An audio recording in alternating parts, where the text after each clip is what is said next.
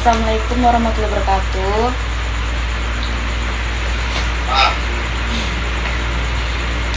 Pak, perkenalkan, nama saya Lucy Yuniati.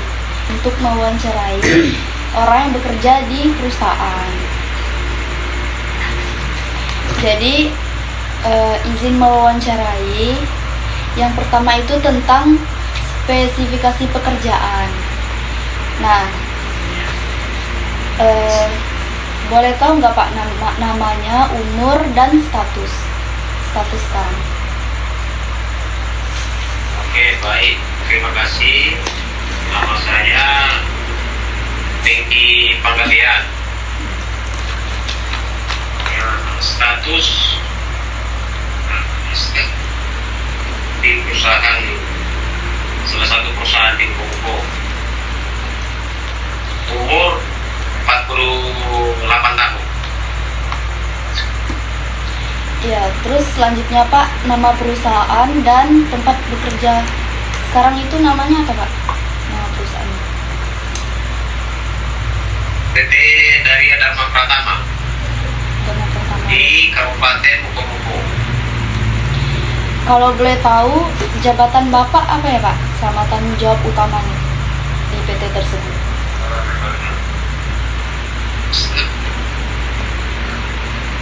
SUDETO. Jabatannya apa Pak? Jabatannya di Departemen Grading. Itu tugasnya ngapain Pak di jabatan tersebut? Kalau secara spesifikasinya, kita bagian penerimaan TDS. TDS kita ini ada TDS inti namanya untuk kita sendiri, itu sekitar 10%, dan 80-90% itu TDS swadaya atau masyarakat di Kabupaten Bogor ini. Oke Pak. Dan pertanyaan selanjutnya, itu Bapak jam kerjanya dari jam berapa sampai jam berapa Pak? Jam kerja yang optimal itu kalau dari undang-undang ketenagakerjaan itu 40 jam per seminggu. Nah, jadi jam masuk kerja kita itu jam 7 sampai jam 12, istirahat 2 jam, baru nanti masuk kembali jam 2, pulang kita jam 17.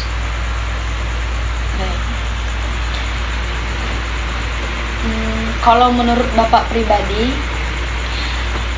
keterampilan apa yang Bapak anggap penting di posisi Bapak saat ini?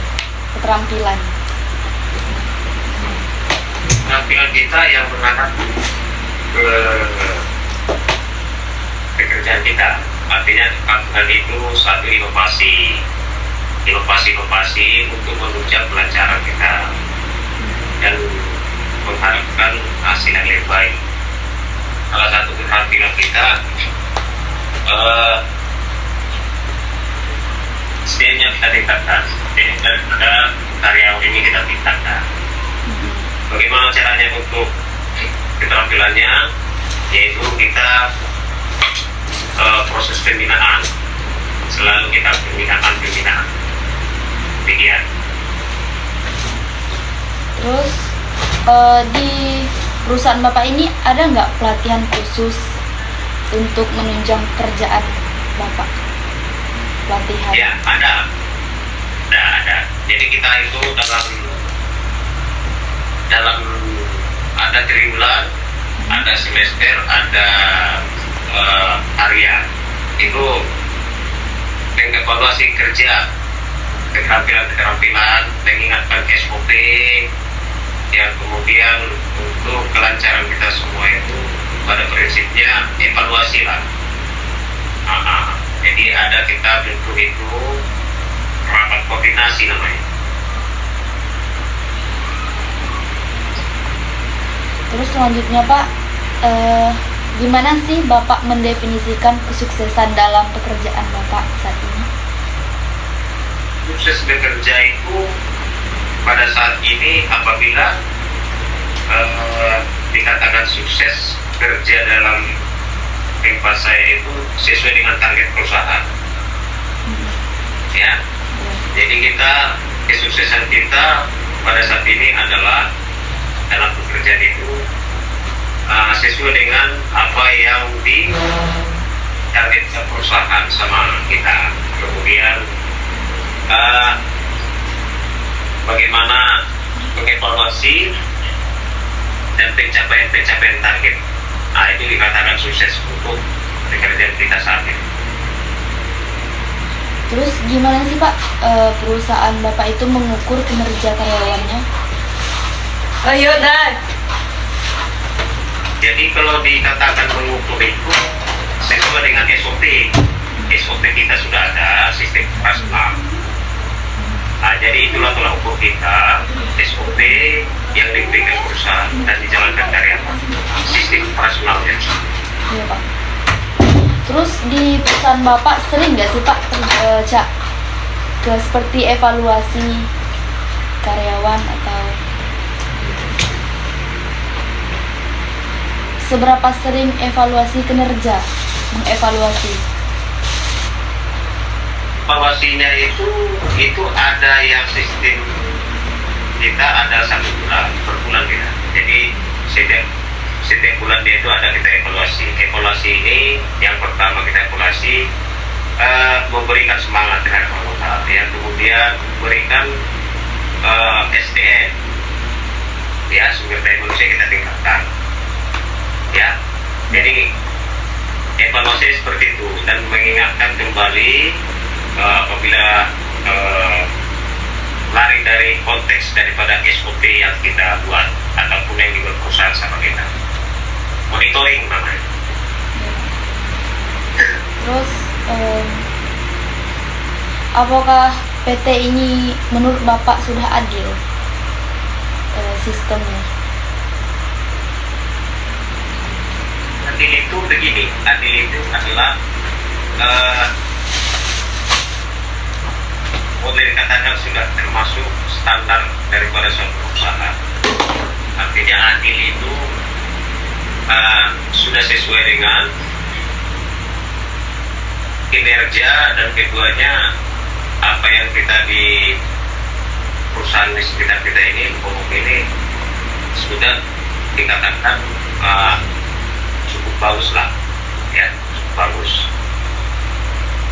Nah, kan Bapak bekerja di perusahaan PT Sawit ya. Itu Bapak pernah merasa lelah nggak dalam bekerja? So pasti. Ya, jadi tetapi kelelahan kita memang yang nama bekerja itu kan ada limit. Nah, limit lelahnya itu, tetapi dengan hasil-hasil yang memuaskan mungkin agak tersisihkan lelahnya. Itu so pasti, di mana-mana pun kita bekerja pasti ada titik jenuhnya ada. Ya, nah seperti itu. Jadi untuk mengantisipasi itu, karena kan di dalam suatu perusahaan itu kan ada sistemnya cuti, ya. Nah, jadi nanti kembali ke situ. Biasanya bebannya itu seperti apa Pak dalam pekerjaan Bapak? Kalau bebannya, ya paling tidaknya kita capek, ya, capek. Yang kedua, bila mana komplek kerja, ya, komplek namanya bekerja tidak mulus semua ya, seperti itu kira-kira. Bapak cara mengatasi stres di pekerjaan itu gimana Pak caranya dalam kehidupan Bapak sehari-hari? Salah satunya itu kalau saya pribadi kembali kepada hobi lah, ya. Apa hobi kita, kemudian karena perusahaan menyiapkan cuti, nah itulah. Jadi apa kita hobi kita, kemudian yang sesuai dengan hobi kita lah, yang kita untuk menghilangkan rasa jenuh tadi. Terus pas Bapak lelah Itu apa yang Bapak lakukan untuk menjaga keseimbangan kehidupan, pekerjaan dan kehidupan itu yang seimbang? Libur sama keluarga biasanya. Libur sama keluarga, Pak. Ya. Terus ada nggak sih saran Bapak untuk orang-orang yang ingin mencapai work-life balance atau disebut dengan pekerjaan dan kehidupan itu seimbang? Saran Bapak pada orang-orang yang ingin mencapai hal tersebut. Betul. Jadi saran kita untuk ini yang sampaikan tadi, yang pertama kita kendalikan diri kita, ya. Keduanya kita rasa bersyukur. Kita bersyukur. Yang ketiganya itu banyak kita memberi pengarahan-pengarahan. Yang kemudian jangan lupa kita untuk yang Maha Kuasa. Ya, rasa bersyukurlah. Salah satu syarat yang itu. Artinya dari beliau, dari Yang Maha Esa lah kita bisa seperti itu. Jadi ini yang kita harapkan untuk menurunkan pencapaian-pencapaian tadi. Jadi intinya saran-sarannya itu laporan, bekerja dan berdoa. Terus selanjutnya ada nggak sih Pak pengalaman Bapak untuk berbagi ke mahasiswa seperti kami? Sudah. Kan kami sebagai mahasiswa belum punya pengalaman. Bapak bisa berbagi sedikit cerita nggak tentang pengalaman Bapak di dunia pekerjaan? Gitu. Oh, yang pasti jangan merasa bosan kita belajar, ya. Belajar yang kemudian kalau sekarang ini dunia kerja, di samping daripada akademis tadi, ilmu akademis itu hanya kita 30%, ya. 70%-nya apa? Satu, yaitu organisasi untuk semua mahasiswa, yang kemudian tajam untuk keahlian sesuai dengan jurusan kami, ya. Yang terakhir, tetap kita bertanya dan tidak bosan-bosan untuk belajar, ya, sampai kita mencapai harapan yang terbaik. Kemudian perbanyak relasi dunia kerja. Contohnya senior kita sudah berhasil, jadi hubungannya itu ada. Jadi intinya relasi kita, jangan bosan-bosan untuk belajar, yang kemudian keterampilan dan keahlian kita di fakultas itu dipertajam. Mungkin suatu saat bukan kita mencari kerja, perusahaan yang mencari kita. Iya Pak, mungkin cukup sekian wawancara pada malam hari ini. Terima kasih banyak telah meluangkan waktu. Sekali lagi saya ucapkan terima kasih Pak. Sama-sama. Terima kasih.